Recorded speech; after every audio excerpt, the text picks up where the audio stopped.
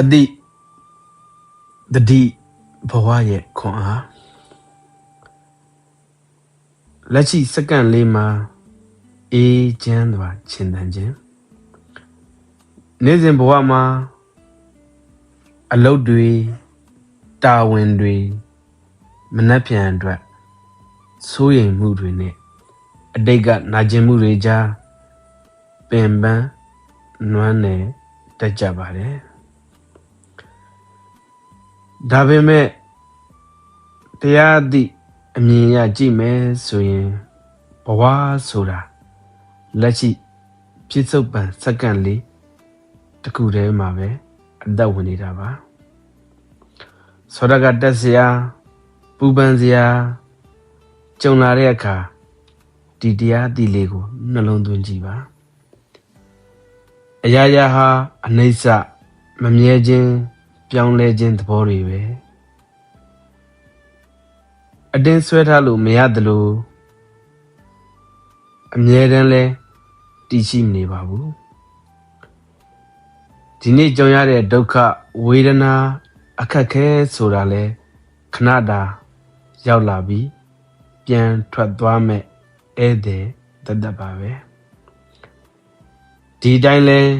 အမြဲမရှိနိုင်ဘူးဆိုတာအတိလေးနဲ့ရင်ဆိုင်လိုက်ပါလက်ခံနိုင်ခြင်းဟာငြိမ်းချမ်းခြင်းရဲ့အစပါစိတ်ဆင်းရဲရတာဟာဖြစ်ပျက်နေတဲ့အခြေအနေကြောင့်ထက်ဖြစ်ပျက်နေတာကိုမကြိုက်ပဲငြင်းဆန်နေတဲ့စိတ်ကြောင့်ပိုများပါတယ်မလွဲချောင်နိုင်တဲ့အချီတရားကိုဒီလိုပါပဲလားလို့အေးအေးဆေးဆေးလက်ခံလိုက်တဲ့အခါစိတ်မှာ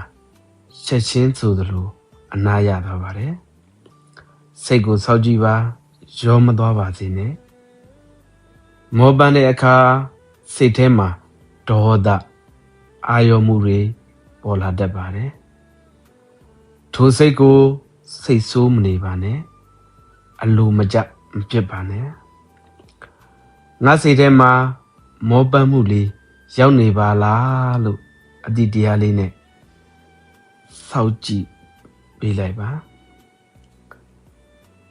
အတိတ်ဆိုတာပြန်ပြင်လို့မရတဲ့အိမ်မက်တစ်ခုမနှက်ပြန်ဆိုတာမရေရာမတေချာသေးတဲ့အနာဂတ်တစ်ခုဒီနေ့ဒီစက္ကန့်လေးမှာတတိနဲ့ဝင်သက်ထွက်သက်လေးကိုတတိထားပြီးအေးချမ်းစွာနေထိုင်ခြင်းကသာတင့်အတွက်အမှန်ကန်ဆုံးခွန်အားပါပဲဒီနေ့မှာတင့်ရှည်ရောက်လာတဲ့တာဝန်ကိုအကောင်းဆုံးလှုပ်ဆောင်ပေးလိုက်ပါပြီးရင်တော့ရလက်ကိုဆွဲလန်းမနေပဲစိတ်ကိုလွတ်ချလိုက်ပါသင်ဟာခင်းထားတဲ့လမ်းအတိုင်းသွားနေသူမဟုတ်ပဲလိုင်းတံကိုကြမ်းကြမ်းခံနိုင်တဲ့စိတ်သက်ပိုင်ရှင်တယောက်ဖြစ်ကြောင်းသတိရလိုက်ပါ